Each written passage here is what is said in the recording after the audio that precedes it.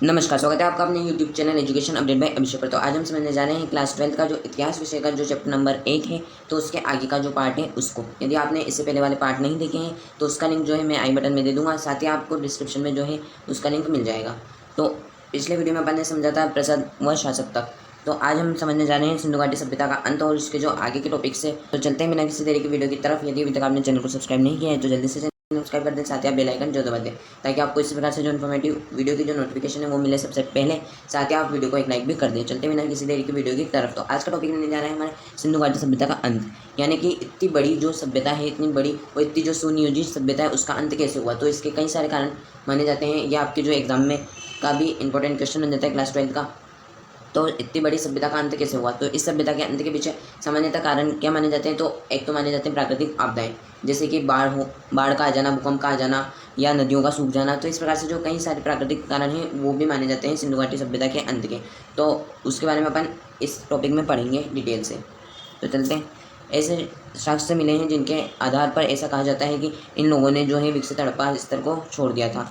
हरियाणा, पश्चिम उत्तर प्रदेश में नई नई बस्तियां आबादी आकर बढ़ने लगी थी। ऐसा लगता है कि उत्तर हड़प्पा के क्षेत्र में 1900 ईसा पूर्व के बाद भी अस्तित्व में रहे होंगे और कुछ चुने हुए हड़प्पा स्थलों की भौतिक संस्कृति में बदलाव आया होगा। यानी कि जो है इसका कारण क्या माना जाता है कि भौतिक संस्कृति में बदलाव आना। भौतिक संस्कृति जैसे जो सामान्य बातें हैं, पुरावस्तु है, मोहरे हैं, तो उनका अचानक से क्या हो जाना, समाप्त हो जाना। इनके अचानक से जो ये चीज़ें हैं ये समाप्त होगी। इसकी वजह से जो है इनका लंबी दूरी तक व्यापार नहीं हो सका और इसके कारण भी जो है इसकी विशेषज्ञता समाप्त होगी। तो ये कारण भी माना जाता है सिंधु घाटी सभ्यता का अंत का। सामान्यतः थोड़ी वस्तुओं के निर्माण में थोड़ा ही माल प्रयोग में लिया जाता है। आवास निर्माण की तकनीकों का भी ह्रास हो गया, यानी कि जो वहाँ पर बनाने वाले जो घर है, इतनी अच्छी जो सभ्यता है उसका जो घर बनाते थे इतने अच्छी तरीके से, तो उसका भी जो तकनीक है उनका भी ह्रास हो गया। सार्वजनिक संरचनाओं का निर्माण अब कम हो गया और बंद भी हो गया। पुरातात्विक जो पुरावस्तुएँ, बस्तियाँ हैं, इन संस्कृतियों की जीवन शैली की ओर संकेत करती हैं और उत्तर हड़प्पा और अनुवर्ती संस्कृतियाँ इन्हें कहा गया है। ये परिवर्तन कैसे हुए? ये परिवर्तन जो है एक साथ एकदम से तो हो नहीं सकते, जैसा कि आप लोग भी जानते हैं। तो ये परिवर्तन होने का सबसे बड़ा कारण क्या माना जाता है? तो प्राकृतिक आपदाएं, जिनमें जलवायु परिवर्तन, वनों की अत्यधिक कटाई, अत्यधिक बाढ़ का आ जाना, नदियों का सूख जाना या नदियों का मार्ग बदल देना, भूमि का अत्यधिक उपयोग आदि जो कारण है ये शामिल किए जा सकते हैं। किसके लिए? कि सिंधु घाटी सभ्यता का अंत इस कारण हुआ होगा। परंतु पूरी सभ्यता के पतन के बारे में व्याख्या नहीं करते। यानी कि कुछ लोग मानते हैं कि जो प्राकृतिक आपदाएं के कारण जो है सिंधु घाटी सभ्यता का अंत हो गया। कई लोग ऐसा भी मानते हैं कि जो यहाँ की विशिष्ट पुरावस्तु हैं तो उनका धीरे धीरे समाप्त हो जाना, उसके अलावा जो पुरा वस्तु है उनके बनाने की तकनीक का ह्रास हो जाना, मकान बनाने की तकनीकों का जो है वो ह्रास हो जाना, इसके कारण जो है इसका अंत हो गया। लेकिन ये वास्तविक कारण नहीं माना जाता, ऐसा पुरातात्विक का मानना है। ऐसा लगता है कि एक सुदृढ़ एकीकरण के तत्व संभवतः हड़प्पा सभ्यता का अंत हो गया। मोहरे, लिपि, विशिष्ट मृदभांड के स्थान पर शहरों का पतन, परित्याग, परिवर्तन से हम इस तर्क पर बल मिलता है कि उपमहाद्वीप को एक पूरी तरह से अलग क्षेत्र में नए विकास के लिए 6 शताब्दी से भी अधिक समय की प्रतीक्षा करनी पड़ी। तो इस प्रकार से हो जाता है सिंधु घाटी सभ्यता का अंत। फिर अब चलते हैं नेक्स्ट टॉपिक की तरफ, हड़प्पा सभ्यता की खोज, यानी कि हड़प्पा सभ्यता की खोज कैसे की गई। अब तक हमने पढ़ा है कि हड़प्पा सभ्यता के विभिन्न पहलुओं का विश्लेषण इस संदर्भ में किया जाता है कि किस प्रकार पुरातात्विदों ने भौतिक अवशेषों से प्राप्त साक्ष्यों के माध्यम से आकर्षक इतिहास के अलग अलग साक्ष्यों की प्राप्ति की और उसके अलावा अन्य अंशों के साथ जोड़ा। लेकिन इसके बारे में कई बात भी है कि इसकी खोज कैसे हुई, यानी कि जो हड़प्पा सभ्यता की खोज कैसे की गई है, तो उसके बारे में अपन इस टॉपिक में पढ़ेंगे। जब हड़प्पा सभ्यता शहर नष्ट हो गए तो धीरे धीरे लोग जो है सब कुछ भूल गए। जब लोगों ने 6 शताब्दी बाद वहाँ पर रहना आरंभ किया तब वह लोग नहीं समझ पाए कि यहाँ पर कोई सभ्यता है। फिर धीरे धीरे जब बाढ़ या मिट्टी के कटाव के कारण अपने खेत की जुताई करने लगे तब उन्हें कई सारी जो है चीज़ें मिली। तो खुदाई के लिए यदाकदा धरती की सतह पर आने वाली अपरिचित वस्तुओं का क्या अर्थ लगाया जाए, तो उन लोगों ने अर्थ लगाया। फिर उसके बाद में जो जैसे कि पढ़ा है अपन ने कि राखलदास बनर्जी, दयाराम साहनी और जॉन मार्शल के नेतृत्व में इन लोगों ने मिलकर जो एक पूरी सभ्यता की खुदाई की। उसके बाद में धीरे धीरे अवशेष निकले। तो इस प्रकार से जो है हड़प्पा सभ्यता की खोज की गई। यानी कि अचानक तो कोई व्यक्ति नहीं जा सकता कि इस जगह पर यह अवशेष पक्का ही होगा, लेकिन कैसे वो पता लगाए, तो इसके लिए इन्होंने धीरे धीरे जो है कभी बाढ़ आ गई तो जैसे कि आपने देखा कि बाढ़ के समय उत्खनन किया जाता है उसी देश से, और खुदाई के दौरान भी। तो इस प्रकार से ऐसा अर्थ लगाया जाता है। अब देखते हैं कनिंघम का भ्रम।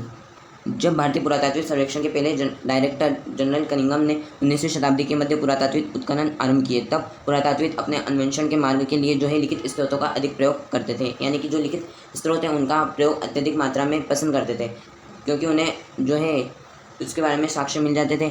यहाँ तक कि कनिंघम ने इसके लिए जो है मुख्य रुचि अपनाई।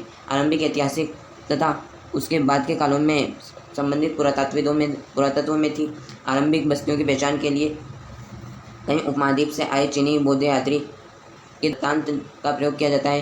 यानी कि जो बौद्ध यात्री है उसके अलावा जो चीनी यात्री है, तो ये लोग आए और उसके बाद में इन्होंने अपने यात्रा वृत्तांत लिखे, तो उसके माध्यम से भी जो है पता लगाया जा सकता है। उत्खनन के दौरान ऐसी ही पुरावस्तुओं का खोजने का प्रयास चलता रहा। हड़प्पा सभ्यता जैसे पुरास्थल जो चीनी तीर्थयात्री के यात्राक्रम का हिस्सा नहीं था, जो एक आरंभिक ऐतिहासिक शहर नहीं था, कनिंघम के अन्वेषण के ढांचे में उपयुक्त नहीं बैठता था। इसलिए हालांकि हड़प्पा पुरावस्तु 19वीं शताब्दी में कभी कभी मिलती थी, इसमें कनिंघम तक पहुंची, फिर भी यह समझ नहीं पाए कि यह पुरावस्तु कितनी प्राचीन है।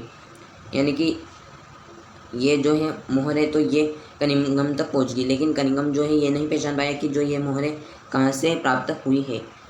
तो एक अंग्रेज ने कनिंघम के पास एक हड़प्पाई मोहर दी, तो उन्होंने मोहर पर ध्यान दिया तो ऐसे लंबे कालखंड में दिनांकित करने वाले असफल प्रयास किए जिससे वे परिचित थे। ऐसा इसलिए कहा जाता है क्योंकि कई तरह उनका मानना यह है कि भारतीय इतिहास का प्रारंभ जो है गंगा घाटी के पहले पनपे शहरों के साथ हुआ। यानी कि जो कनिंघम है उनका ऐसा मानना है कि जो भारतीय इतिहास का आरंभ कब हुआ होगा, तो गंगा घाटी में पनपे पहले शहरों के साथ हुआ होगा। लेकिन ये बात पूर्णतः असत्य मानी जाती है, जैसा कि आपने पढ़ा है।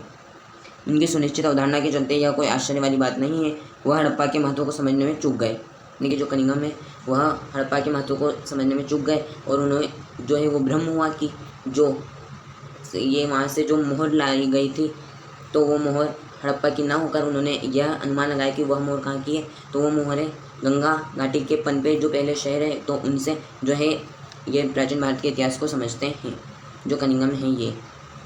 तो इस प्रकार से अपन ने इस वीडियो में समझ लिया कनिंघम के भ्रम तक।